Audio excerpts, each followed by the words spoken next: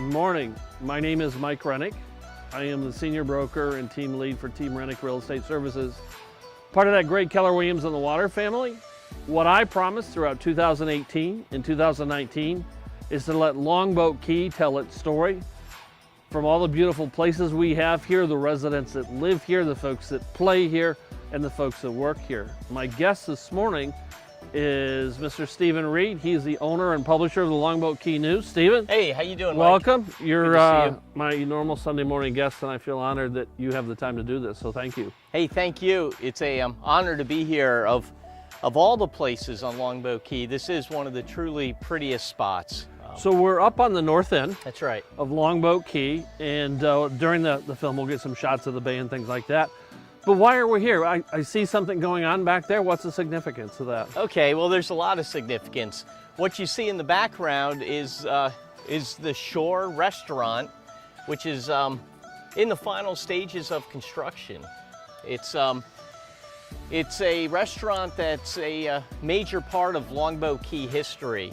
It used to be Moore's Stone Crab Restaurant, and for about 5 decades, it was an iconic spot for both diners to drive to, as well as you can see, they've got quite a bit of dockage, over 20 dock spaces on the intercoastal, and people came here from all around the region for stone crabs. And the family owned and operated it, the Moore family, up until about 4 or 5 years ago. And they sold it, and Tom Leonard, who owns the Shore on St. Armand Circle, he's bought the property, and he's moving forward with a 185-seat restaurant. So let me ask a question. We had a good restaurant, outstanding reputation, good service, good food. The Shore Restaurant on St. Armand Circle, great reputation, good food, Correct. Good service. Can we expect the same here? Yeah, I think so. Now, the Moore's family was a true mom and pa. They got the crabs themselves. They came and cooked them. I think Tom Leonard and the Shore is a next generation of cuisine. You know, they've got some really fine, I would call it upscale American food. Okay. You know, they take some dishes that would seem normal. They have everything from risotto to wonderful crab cakes. They're going to have fresh crab.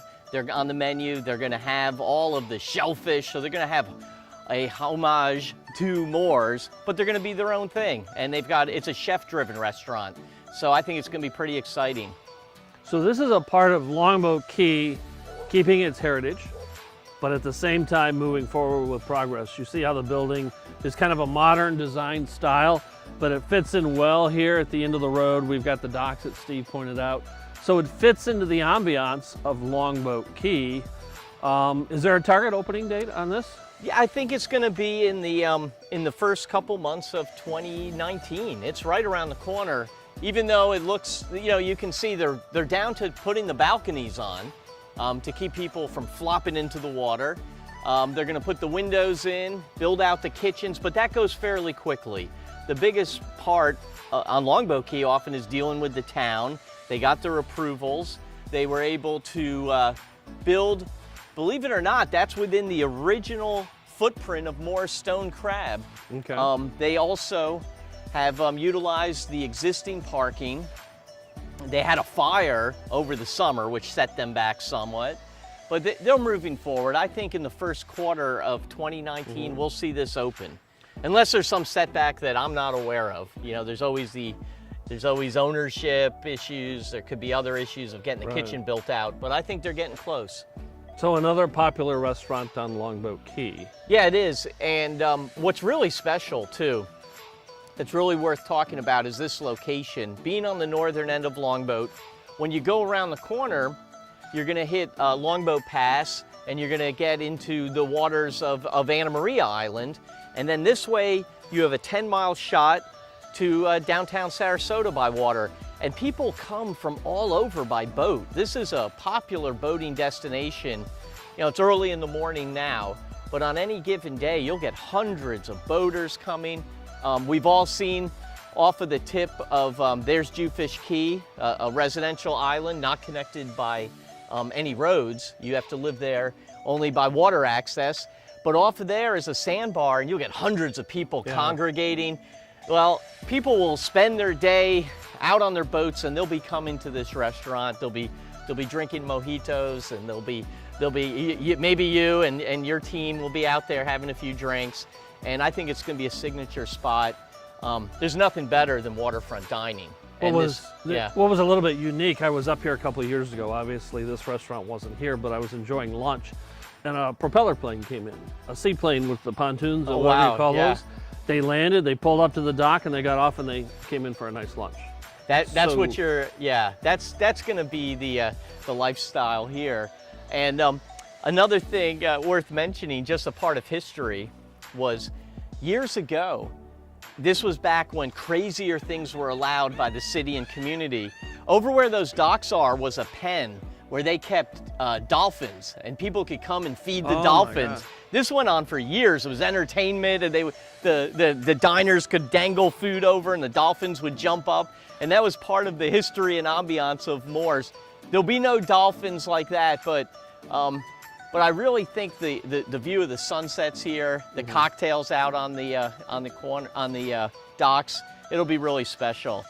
And as an added note, you know, waterfront dining is a rare commodity. So you have this restaurant, you have neighboring Mar Vista restaurant, you have what used to be Patty George's, which is going to be transformed into what's called the Buccaneer, going back again to the history, and that's owned by the owners of the Columbia Restaurant Group. So that'll be coming over the next couple of years. You have the Dry Dock Restaurant on the water, and then of course you have places like the at the Longboat Key Club, Portofino, and then you're going to have someday a Colony St. Regis Hotel dining room. So these are our waterfront dining opportunities. They're few and far between. This kind of real estate, you can't create it anymore to have a commercial entity on the water, so it's a big deal, and I'm excited about it. What's nice about all of this, and we've talked about it on other videos, and I think it's good to reinforce it here, is Longboat Key is remembering its history, it's keeping its heritage. We're not going to find fast food restaurants, we're not going to find a multitude of gas stations, those kind of things. So it's like stepping back a little bit. It's a great place to visit, it's a great place to play, for the locals to come out for dinner and things like that, enjoy the beach. But it's a great place to live. I moved down here in 2010, and I've loved every single minute of it. And we will continue to tell the story of Longboat Key all throughout 2019 with Steve's help, with other folks from the island. We're really appreciative, Steve, that you take your time out on an early Sunday morning to spend time with us. Anything else you'd like to share? No, just that I can't overemphasize enough. Maybe this is a pitch for Longboat Key, but a lot of places, Longboat has this really serene, gorgeous residential community. Then when we have our waterfront restaurants, it's not overgrown, it's not too touristy. They're extremely attractive little places, highly preserved and tucked away, even more so than some of the neighboring islands where it can get honky-tonk and touristy. This is very tasteful. This is it. You're not going to get strip malls, you're not going to get a gas station right next to it. So it's that interplay of very limited commercial experiences combined with extremely beautiful residential homes that to me make Longboat very unique. It's not boring like some communities that are all residential. It's not dull. You have places to go and have fun, but it's not overrun. And I think that's what makes this place truly special. Steve, I appreciate you for sharing.